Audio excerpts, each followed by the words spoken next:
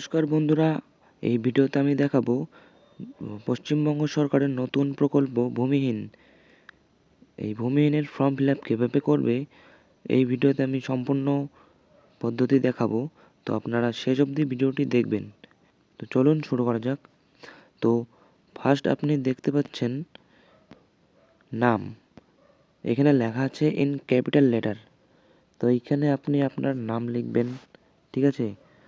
তারপরে আপনার অ্যাড্রেস, বাসস্থানের ঠিকানা, এইখানে ভিলেজ গ্রাম, আপনি যে গ্রামে থাকেন সেই গ্রামের নাম, এইখানে গ্রাম পঞ্চায়েতের নাম, আপনাদের যে গ্রাম পঞ্চায়েত সেটা নাম, এখানে পোস্ট অফিস, আপনাদের পোস্ট অফিস যেটা সেটা লিখবেন, এইখানে ব্লক, তো এইখানে ব্লক, আপনাদের ব্লক কোথায় সেটা লিখবেন, পুলিশ স্টেশন, তো আপনাদের থানা কোন জায়গায় সেটা এইখানে লিখবেন, ডিস্ট্রিক্ট, জেলা, আপনাদের জেলার নাম কি সেটা এখানে লিখবেন, আর শেষে পিনকোড, আপনাদের পিনকোড যেটা সেটা এখানে লিখবেন, ঠিক আছে।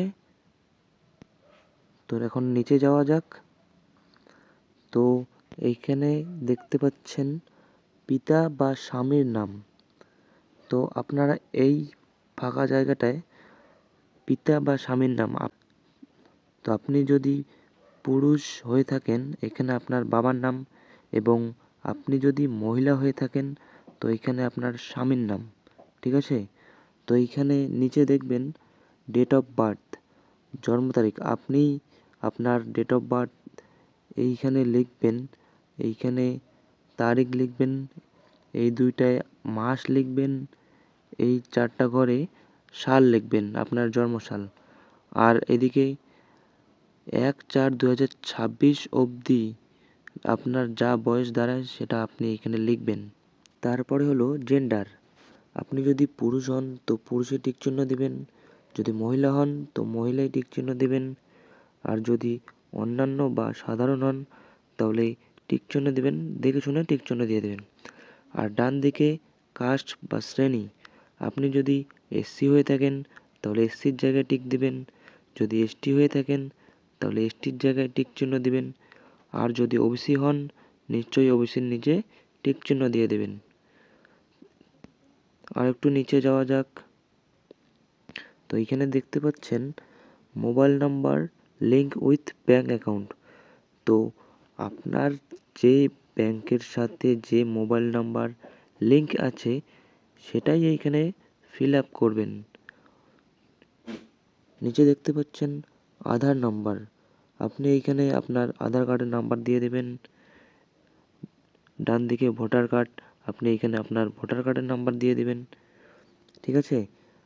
আর নিচে দেখুন ব্যাঙ্ক ডিটেলস, ব্যাংকের তথ্য, name as per bank account, আপনার ব্যাংকে যা নাম দেওয়া আছে সেটাই এইখানে লিখবেন, ঠিক আছে। তারপরে অ্যাকাউন্ট নাম্বার, আপনার ব্যাংকের যা অ্যাকাউন্ট নাম্বার সেটাই এখানে লিখবেন। তারপরে আইএফএসসি কোড, এইখানে আপনি আপনার ব্যাংকের আইএফএসসি কোড নাম্বার দিয়ে দেবেন। তারপরে ব্যাংকের নাম, আপনার যে ব্যাংকের নাম সেই ব্যাংকের নামই এইখানে দেবেন, যদি আপনার স্টেট ব্যাংক হয়ে থাকে তাহলে এখানে স্টেট ব্যাংকের নামই দিবেন। তারপরে ব্যাংকের ব্রাঞ্চ নেম মানে শাখার নেম, আপনার ব্যাংকের কোন ব্রাঞ্চ সেটি এইখানে লিখবেন। আর একটু নিচে যাওয়া যাক। তো এইখানে দেখতে পাচ্ছেন অ্যাকাউন্ট টাইপ, আপনার কোন ধরনের অ্যাকাউন্ট, সেভিংস অ্যাকাউন্ট নাকি কারেন্ট অ্যাকাউন্ট সেটি এইখানে দেবেন। যদি সেভিংস অ্যাকাউন্ট থাকে তাহলে সেভিংসের পাশে টিক চিহ্ন দেবেন, আর যদি কারেন্ট অ্যাকাউন্ট থাকে তো কারেন্টের পাশে টিক চিহ্ন দেবেন।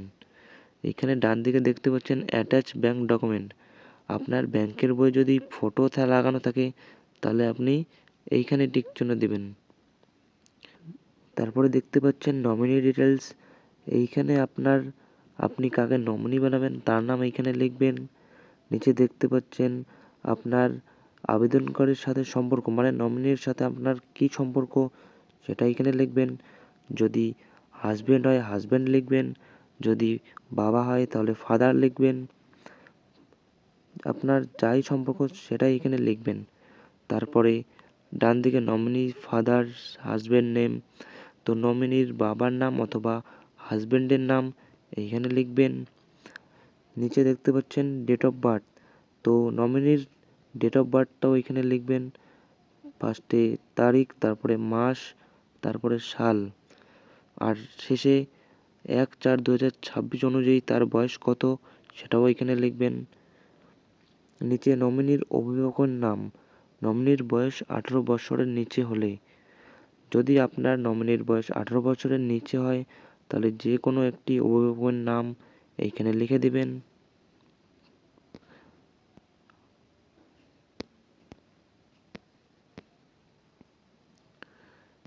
নিচে আপনি এইখানে আপনার আবেদনকারীর স্বাক্ষর দিয়ে দেবেন, মানে সই। সই যদি না পারে তাহলে টিপসই দিয়ে দেবেন। আর যে ডেটে আপনি ফর্মটি জমা করবেন সেই ডেট এইখানে লিখে দিবেন। নিচে আসো, এইখানে সংযোজনী 1, তো আপনারা এইখানে দেখতে পাচ্ছেন আমির পরে আবেদনকারীর নাম লিখবেন, ঠিক আছে।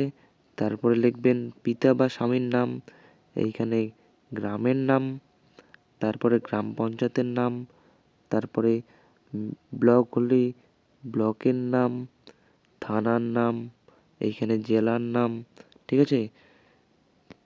আর একটু নিচে আসবেন, এইখানে দেখুন আপনি যদি কৃষক বন্ধু পেয়ে থাকেন তাহলে কৃষক বন্ধুতে টিক চিহ্ন দিবেন, ঠিক আছে। আর যদি লক্ষ্মীর ভাণ্ডার পেয়ে থাকেন লক্ষ্মীর ভাণ্ডারে টিক চিহ্ন দিবেন। আর যদি অন্য কিছু পেয়ে থাকেন এইখানে তার লিখে দেবেন, ঠিক আছে। আর নিচে আপনার সই, টিপসই বা সাইন যে কোনো একটা করে দেবেন।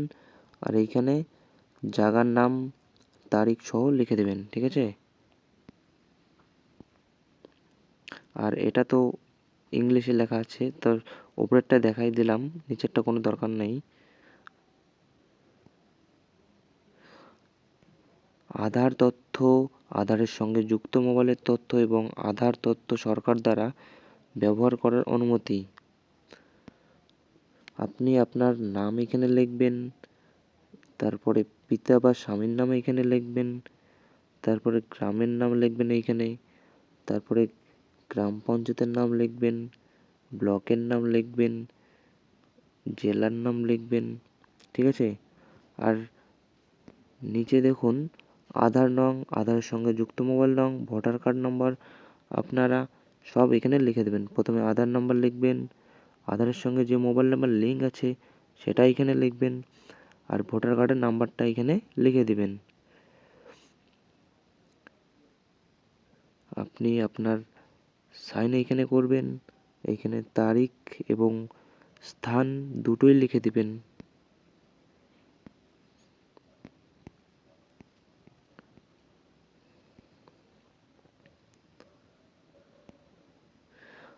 আর এই এই প্রকল্পের যা যা ডকুমেন্ট দরকার সেটি এখানে লেখা আছে। ভোটার কার্ড, পরিচয়পত্র, Aadhaar card, first page of bank passbook, bank পাসবইয়ের প্রথম পৃষ্ঠা, mobile number link with bank account, যে মোবাইল নাম্বার আপনার ব্যাংকের সাথে লিঙ্ক আছে সেটাই এইখানে দিবেন। Self declaration with annexure,